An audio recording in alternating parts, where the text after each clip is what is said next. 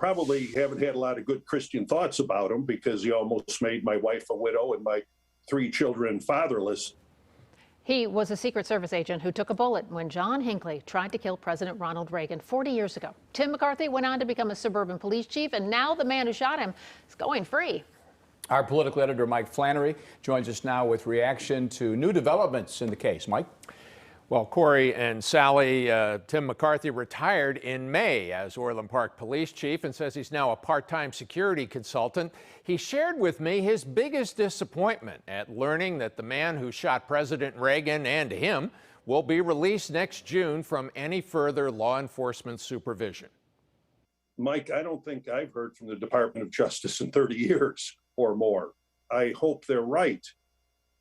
Doing what they're doing and releasing him. But I guess I would have liked to have been consulted somewhere along the way to at least tell me why they are doing what they're doing.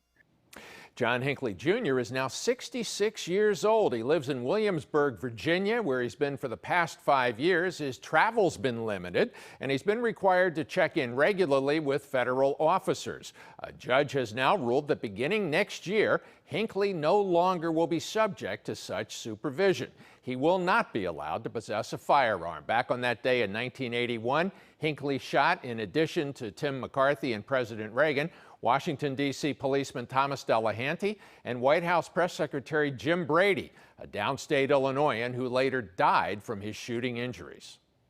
I don't fear for myself or my family whatsoever, but I just don't want to think that this could ever happen again from John Hinckley. Now, Hinckley has been free from federal custody since 2016. In Washington today, U.S. District Court Judge Paul Friedman explained his decision to release Hinckley next June from any and all supervision, saying, quote, "I followed the law, I followed the science, so I'm very comfortable with where we are. I think it's probably overdue in view of the record in the case." I'm Fox 32 Chicago's political editor, Mike Flannery.